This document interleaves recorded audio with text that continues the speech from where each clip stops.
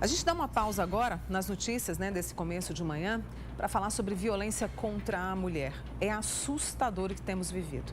Nos primeiros dias do ano, o Brasil registrou pelo menos 20 casos de feminicídio.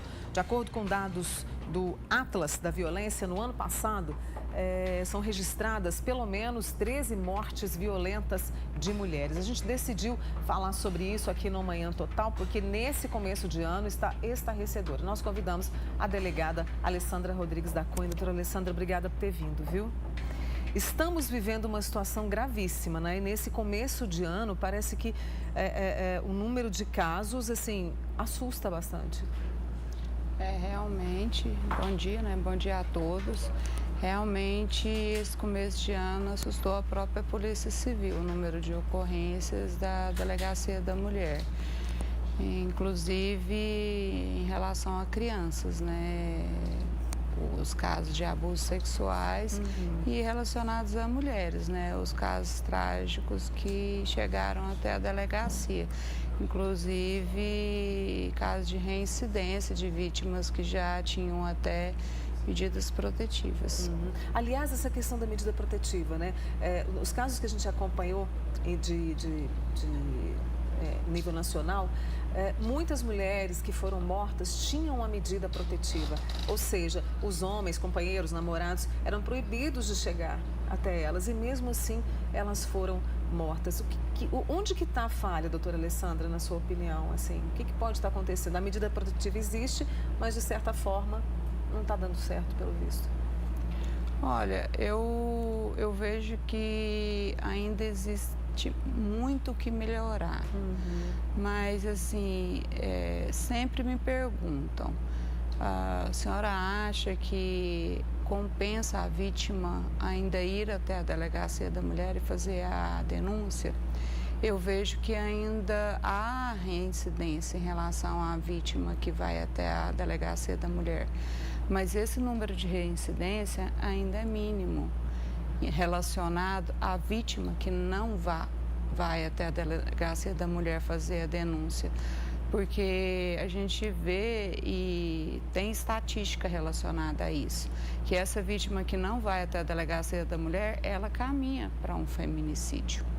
Agora, aquela vítima que vai lá e o autor tem ciência do que pode acontecer em relação a ele, relacionado ao número de vítimas que a gente atende todo dia, essa reincidência é mínima, relacionada à estatística de vítimas que a gente atende. Então, assim, ainda o melhor caminho é denunciar. E essas mulheres têm ido cada vez mais ou você percebe, assim, que ainda há um medo muito grande? Com certeza. Então, assim, eu vejo que, igual, por exemplo, o número de boletins de ocorrência aumentou muito em 2018. Mas, então, assim, se você me perguntar, aumentou o número de violência doméstica no ano de 2018? Eu falo que não, violência doméstica sempre existiu. Aumentou o número de conscientização das vítimas sobre o fator essencial de ir até a delegacia e denunciar o agressor. E você acredita que denunciando esse agressor, ele, digamos, vai pensar duas vezes, a gente pode reduzir essa estatística? Hoje, quantas mulheres são mortas no país? A senhora tem esses dados? Não, eu digo que em Uberlândia, por exemplo, aqui eu vejo que o número de vítimas que chegam a ter uma reincidência está cada vez menor. Igual, por exemplo, quando eu cheguei aqui, as vítimas, a gente tem um trabalho diferenciado aqui, que é a convocação do autor inicialmente, das vítimas de ameaça. A gente convoca ele na delegacia, conversa. Antes não surtia efeito nenhum. Hoje em dia eu vejo que mais de 90% dessas vítimas que têm esse trabalho, que é de convocar esse autor, elas não chegam a voltar na delegacia para pedir um trabalho, de ter que instaurar um inquérito policial. Está surtindo efeito. Então, assim, eu vejo que cada dia que passa, a ida da vítima na delegacia está surtindo efeito de não ter a progressão da ameaça para a lesão corporal propriamente dita. Então, assim, a ida dela até a delegacia está surtindo efeito. Estão chegando perguntas aqui das pessoas que estão participando conosco. Nosso WhatsApp é o 99897.000 e obrigada pela sua participação. Tem uma amiga nossa que quer saber aqui, doutora Alessandra, em quais circunstâncias a vítima é beneficiada com a medida protetiva e quando que ela pode pedir essa medida protetiva? A partir do momento que ela vai até a delegacia e pede a instauração do inquérito policial em qualquer tipo de violência doméstica, seja ameaça, seja violência verbal, seja a violência física propriamente dita, seja violência sexual, qualquer tipo de violência doméstica, vai ser oferecida para ela a medida protetiva. Uhum. E a história do flagrante? Eu tenho até uma pergunta de uma amiga nossa que participou pelo nosso Instagram e ela diz o seguinte, deixa eu pegar a pergunta dela, em relação ao flagrante. Tem algum projeto de mudança na lei referente ao flagrante? Ela citou o seguinte, doutora Alessandra, a pessoa quebra a medida protetiva, tenta contra a vida da outra pessoa e depois de 48 horas já não é mais considerado flagrante. Essa foi a informação que ela recebeu. Como é essa situação do flagrante no caso, né, dessa tentativa de violência contra a mulher? Não, olha, mesmo porque não existe esse tempo das 48 horas. Se o autor foi pego em flagrante, enquanto existir a perseguição, mesmo que for 3, 4, 5 dias, se essa perseguição for ininterrupta, enquanto houver perseguição, aquele autor se encontra em flagrante. Uhum. Se ele não for pego em flagrante, isso não impede da autoridade policial representar pela prisão preventiva ou pela prisão temporária dele e ele vir a ser preso. Se ele tiver alguma medida protetiva, se essa vítima tiver uma medida protetiva em relação a ele, já existiu uma alteração legislativa recente que fala que o simples descumprimento da medida protetiva já é um crime e que esse descumprimento da medida protetiva já acaba a prisão do autor e essa prisão do autor é inclusive inafiançável pela autoridade policial. Uhum. É o artigo 24A da Lei 11.340, que é a Lei Maria da Penha. E essa medida protetiva, ela vai variando, porque eu me lembro de assistir algumas reportagens no fim de semana, uma medida protetiva dizia que ele não deveria ficar distante 300 metros da moça, outra 100 metros. Isso vai variando também, doutora Alessandra? A própria Lei Maria da Penha, ela traz várias garantias para vítimas. Essa é uma das garantias, que é o autor não se aproximar da vítima, o autor não chegar perto de familiares e testemunhas. Se o autor tiver o direito de ter porte de arma, no caso de policiais ou pessoas do tipo, pedir o desarmamento dessa pessoa. Então, assim, tem várias garantias que essa vítima vai poder ter em relação àquele autor, que ela vai poder ter em relação às medidas protetivas. E no caso de descumprimento dessas medidas protetivas, no caso da representação pela prisão preventiva, o simples descumprimento já é um fator que a autoridade policial já poderá representar pela prisão preventiva desse autor. A gente ainda volta falando sobre essa questão da lei, né? O tempo de prisão para esse homem que agride a mulher, que mata a mulher. A gente volta com a doutora Alessandra Rodrigues da Cunha, que você, claro, pode continuar participando conosco, né? Pelo 99897.000. A gente também convidou a psicóloga do SOS Mulher, Cláudia Cruz, que está com a Adriana Bernardes nesse momento. Adriana, bom dia para você, bom dia, Cláudia. Se percebe uma violência cada vez maior dentro dos lares brasileiros diante dessa repercussão que a gente tem dos casos aí de feminicídio? Bom dia, Mônica, é isso mesmo. E essa violência comete a mulher independente da condição social, do grau de escolaridade, da idade, né? Em Uberlândia, essa situação não é diferente. A demanda no SOS Mulher Família tem aumentado também bastante nos últimos meses. Ao meu lado, da Cláudia Cruz, psicóloga. Cláudia, bom dia. Como é que está essa realidade aqui? em Uberlândia? Bom dia. A gente tem visto cada vez mais as mulheres, né, a partir do conhecimento dos serviços especializados que existem para atendimento de casos de violência, buscando, né, esse auxílio para poder lidar, né, com os processos de violência que acontecem na relação mais íntima e familiar. Na sua avaliação, por que o homem hoje está tão agressivo e por que tanto ódio nos lares? Olha, a gente percebe em muitos dos casos que a gente atende, né, que as atitudes violentas, elas são fomentadas muitas vezes por dificuldade em lidar com divergências, em lidar com conflitos, em não aceitar, né, muitas vezes opiniões diferentes que a mulher tem em relação ao homem, né, e parece que a gente tem visto os homens muitas vezes com dificuldade para lidar com essas diferenças. Um trabalho de base, uma educação livre de violência, você acha que esse trabalho desde a infância amenizaria esse tipo de violência? Olha, a gente reconhece, né, que uma atividade ou uma intervenção de base relacionada à educação ela é fundamental, né? O SOS, inclusive, tem ao longo do ano atividades educativas preventivas que visam justamente alertar, né, a comunidade a respeito da ocorrência da violência, dos serviços especializados, mas principalmente fomentar, né, o cultivo do respeito entre as pessoas e principalmente o cultivo do respeito às diferenças. Você acredita que quanto mais esse tipo de casos são divulgados, né? A mídia divulga, as mulheres têm perdido um pouco do receio, têm procurado mais essa ajuda?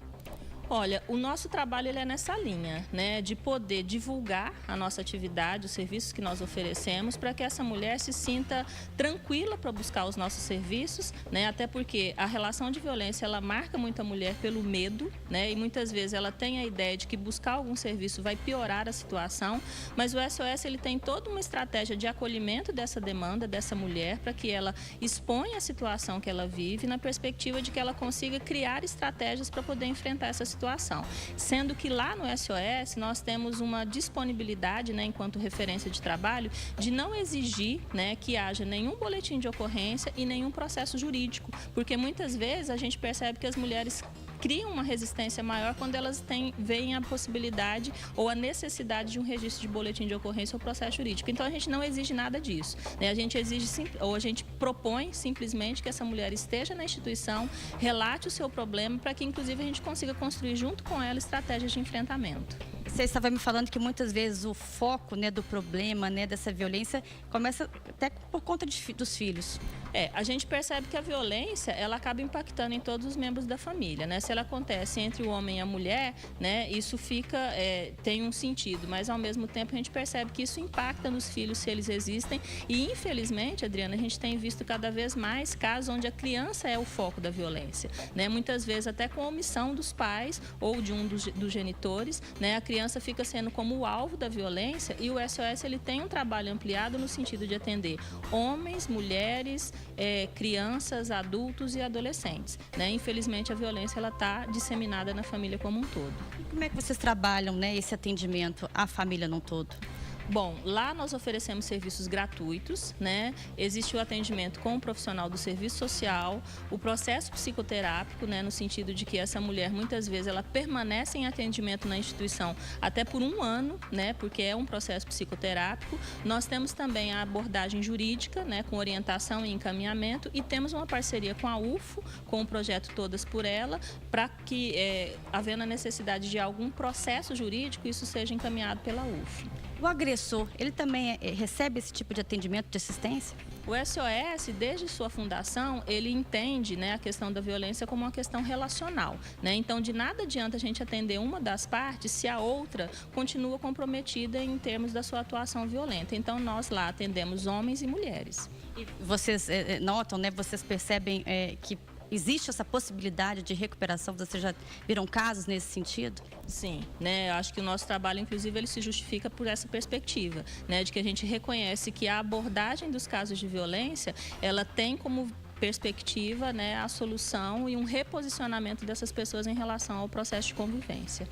Obrigada, Cláudia. Mônica, daqui a pouco nós voltamos com mais um bate-papo com a Cláudia Cruz, psicóloga do SOS Mulher Família.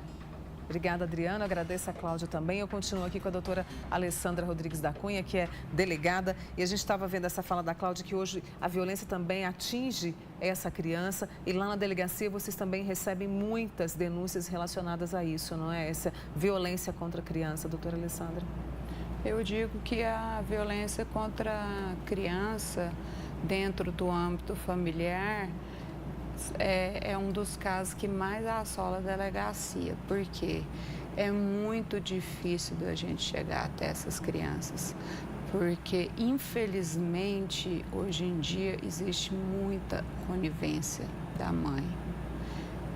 É difícil de entender o motivo, mas é um fator predominante hoje em dia. A gente não sabe entender a causa. Muitas das vezes a gente vai estudar o caso, a gente vê que aquela mãe no passado passou por aquele abuso também que a filha está passando hoje em dia. Muitas das vezes é porque aquela mãe preferiu dar mais importância por aquele relacionamento. Mas assim, eu queria pedir para que alguém que ficasse sabendo que alguma criança ou adolescência que estivesse passando por algum tipo de abuso sexual denunciasse, porque aquela criança é preciso, porque a sequela é muito grande para aquela criança e adolescente. Doutora Alessandra, você falou da questão da denúncia. Qualquer pessoa pode denunciar, seja um caso de agressão contra a mulher, contra a criança? Qualquer pessoa pode fazer a denúncia. E assim, uma coisa que eu acho muito importante frisar é que essa denúncia, essa pessoa pode fazer denúncia anônima. A gente só precisa saber aonde que essa vítima se encontra. Então, assim, ela não precisa de colocar nome, ela não precisa de citar, a gente não vai colocar nada dela no papel. A gente só precisa saber aonde se encontra essa vítima. Porque é uma violência que é uma preocupação e uma responsabilidade da sociedade. Você acredita nisso, Alessandra? Eu acho que todos são responsáveis por esse tipo de violência. Então, eu acho que é um papel da sociedade ajudar a Polícia Civil, para a gente poder estar encontrando e estar fazendo o nosso papel. Qual o número de denúncia antes da gente ir para o intervalo, para as pessoas denunciarem? Olha, pode estar fazendo a denúncia pelo Disque 100, pode estar fazendo a denúncia pelo 197. E eu acho até mais importante ainda, se a pessoa quiser fazer uma denúncia pessoalmente, comparecer na delegacia da mulher, conversar pessoalmente com um dos policiais, entendeu? Para fazer uma denúncia conversando, olha, está acontecendo isso e isso, porque acontece, ou até mesmo através do conselho tutelar, chegar no conselho tutelar e explicar o que é que realmente está acontecendo, porque isso vai ficar totalmente anônimo. Sigiloso, né? Sigiloso. Eu volto já com essa conversa sobre violência contra a mulher. E você também pode participar com a gente pelo 99897 1000, porque os dados são alarmantes, é uma situação grave e a gente precisa discutir, tá? Estamos de volta com você ao vivo nesse 9 de janeiro. Mulheres agredidas, mulheres mortas, na maioria das vezes por maridos, ex-companheiros, namorados, são vítimas da covardia, assassinadas de forma cruel. A gente está conversando sobre esse assunto hoje, sobre os casos que dobraram do ano passado para cá no país, e comigo a delegada Alessandra Rodrigues da Cunha. A pena para esse homem que mata, né, a mulher, o que a lei prevê de pena, doutora Alessandra, de prisão? Olha, a pena para esse homem pode variar de 12 a 30 anos, mas assim, essa dosimetria da pena vai ficar por conta do juiz, vai variar se ele é primário, se ele tem bons antecedentes, entendeu? Então, assim, vai ficar mais por conta do juiz. A gente viu, eu acho que eu vi um caso em que o homem foi preso e depois logo liberado. Ele agrediu a mulher, desfigurou o rosto dela. Ele agrediu, depois foi solto. Isso depende também de alguma brecha da lei, doutora Alessandra? Olha, eu vou falar o que eu penso em relação a isso. Nós tivemos um caso aqui em Uberlândia, onde eu acho que é de conhecimento de todos, vocês vão lembrar, onde a mulher foi agredida, que ela perdeu uma das pernas. Sim. Nós fizemos o flagrante e ele foi solto na audiência de custódia. Então, assim, e eu tive que trabalhar muito para poder conseguir a prisão preventiva dele novamente. O que eu penso a respeito disso? Eu sou contra a audiência de custódia. Então, assim, eu sou totalmente contra a audiência de custódia. Esse é o meu pensamento. Por quê? Nós já fizemos a prisão em flagrante dele. Já estava nítido que ela tinha perdido uma das pernas. Para mim, não tinha o que olhar que aquilo ali já estava presente os requisitos da prisão preventiva dele, que se ele fosse solto, ele ia acabar com o que ele já tinha começado. Estava presente um dos requisitos da prisão preventiva, que era a preservação da ordem pública, que se ele saísse da cadeia, ele ia terminar o que ele tinha começado. Então, assim, eu realmente, às vezes, eu fico muito frustrada. Imagino. Fico com a sensação que eu estou enxugando gelo. Então, e não só por essa, mas por outros, vários flagrantes da Lei Maria da Penha, eu vejo que o autor é solto na audiência de custódia. E isso, assim, eu fico muito triste. Então, eu espero que nesse novo governo do nosso presidente Jair Bolsonaro, ele enrijeça as nossas leis, ele acabe com essa audiência de custódia, que nada mais é do que perguntar para o preso se ele foi agredido pelos policiais, se o policial tratou ele bem, se teve alguma ilegalidade no auto de prisão em flagrante. Então, assim, eu sou totalmente contra, porque eu acho que nesse caso aí, por exemplo, que a senhora falou, eu não sei o que é que aconteceu na verdade, mas tem vários casos que eu vejo que o preso foi preso em flagrante, existem os requisitos da preventiva, mas o autor é solto. Então, assim, eu acho que a gente deve enrijecer mais as nossas leis para não aconteça isso e exista um sentimento maior de punibilidade em relação às nossas vítimas, para a gente não ficar tendo a sensação que a gente está enxugando gelo, pelo menos. Essa é a sensação que a polícia sente em relação ao trabalho feito. Deixa eu fazer uma pausa aqui com a doutora Alessandra. A gente volta agora com a Adriana Bernardes, que conversa com a Cláudia Cruz do SOS Mulher e traz um pouco também desse trabalho, dessa realidade, também desse trabalho, não só de acolhimento, mas também de conscientização. Adriana. Mônica, a falta de diálogo, né, entre o casal, o desrespeito, uma imposição do agressor, são indícios de que pode haver violência em casa. Cláudia, essa violência psicológica geralmente é o primeiro passo. Pois é, numa convivência, né, Adriana, onde a mulher, ela não pode manifestar a sua opinião diferente ou o que sente, né, porque o homem se sente desrespeitado com isso, eu acho que é importante estar atento, né? Então, é razoável que em qualquer convivência a gente consiga lidar com as diferenças, com as divergências, né, para que eu possa, inclusive, me posicionar e construir uma relação cada vez mais melhor. O que a gente percebe no SOS, nos casos, é que existe uma repetição, né, de uma imposição do homem na relação com a mulher, um desrespeito em relação às opiniões dela, muitas vezes xingamentos, humilhações, né, e isso tudo só verbal, né? À medida em que isso fica repetido na relação, a gente percebe que a mulher vai ficando cada vez mais humilhada, mais submetida, mais sem perspectiva de sair fora dessa convivência. E a gente percebe que gradativamente, né, isso sinaliza, né, ou se direciona para uma violência física. Vocês atendem muitas mulheres vítimas de violência física que continuam junto com os maridos, com os companheiros? A gente não, o SOS, ele não trabalha determinando para a mulher o que ela deve fazer, né? Até porque a nossa linha de trabalho é de contribuir para que essa mulher construa estratégias para lidar com a convivência, inclusive se nela houver violência. Uma mudança de atitude. Isso, né? Então, mudar a atitude e, inclusive, colocar limites toda vez que a mulher se sentir desrespeitada é algo que a gente contribui para que essa mulher consiga construir. Esse trabalho de atendimento no SOS, ele é um processo continuado? Bom, o SOS, no atendimento aos casos, ele faz o acolhimento, né? E muitas vezes a gente fica um ano e meio com o mesmo caso, no sentido de ter uma abordagem ampla do complexo da violência que acontece na vida daquele casal e muitas vezes entrando em contato com aspectos da história daquele indivíduo, daquela mulher e daquele homem, né, que estão relacionados com o evento de violência atual. Os casos mais comuns atendidos são relacionados a ciúme, fim de relacionamento. O que você vivencia lá no dia a dia?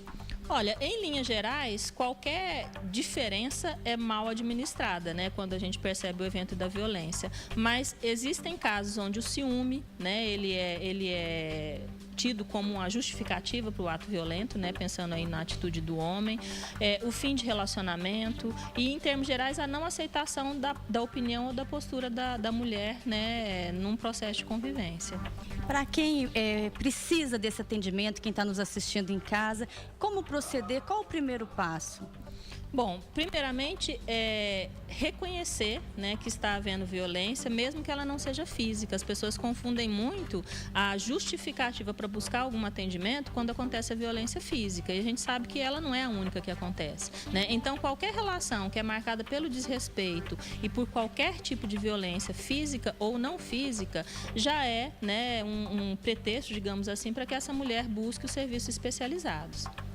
E para fazer esse tipo de atendimento, esse tipo de solicitação, basta procurar o SOS? Isso, basta procurar o SOS. Lá nós atendemos com horário agendado, né, para que a mulher seja atendida aí da maneira mais adequada. Então, é só entrar em contato com a gente. O telefone é 3215-7862, agendar o atendimento, com a ressalva, Adriana, que nesse mês de janeiro a instituição está em férias coletivas, tá? Então, nós retomamos as atividades no início de fevereiro e aí, para quem precisar dos nossos serviços, é só entrar em contato com a gente para que a gente possa analisar o caso. É importante ressaltar também que é um atendimento, né, da mulher, do agressor e também dos filhos, caso o casal tenha. Isso, né? Nós atendemos, em termos gerais, a família. E um alerta também, Cláudia, a gente acha que nunca vai acontecer conosco, né, esse tipo de violência, né? Então, em qualquer sinal de alerta, de violência, é importante procurar ajuda.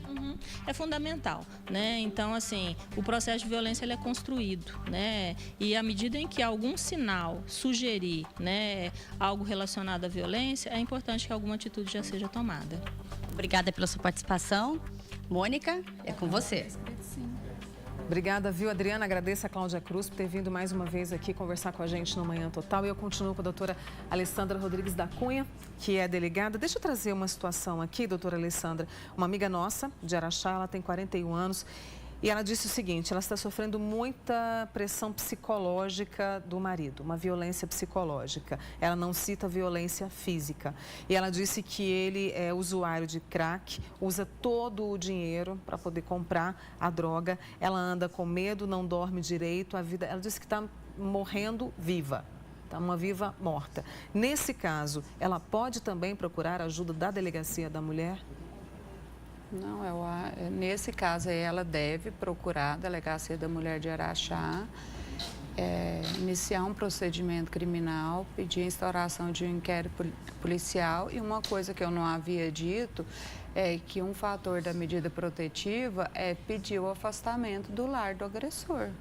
E no caso de descumprimento desse fator aí, do afastamento do lar, a Polícia Civil, a autoridade policial, vai poder pedir a prisão preventiva dele. Tem um outro caso aqui de uma amiga nossa que perguntou o seguinte, ela está sofrendo um tipo de violência que é a ameaça. Violência doméstica, a ameaça de alguém da família por causa da herança. Ela foi fazer o BO e não quiseram registrar o BO. Nesse caso, o que ela pode fazer? Existe alguma forma? A Polícia Civil não pode se negar a registrar o boletim de ocorrência. Tem que registrar o boletim de ocorrência. Só que neste caso aí não é atribuição da Delegacia da Mulher. Eles vão registrar um termo circunstanciado de ocorrência, a atribuição do Juizado Especial Criminal, porque não se trata de uma violência doméstica. Tem uma outra pessoa com a gente aqui dizendo a dificuldade do flagrante. Ela diz o seguinte, ela entrou com medida protetiva, já sofreu um atentado e aí o atentado foi feito próximo no fim de semana. Às 48 horas do flagrante, considerado como se esgotou no sábado. E ela queria saber por que essa dificuldade.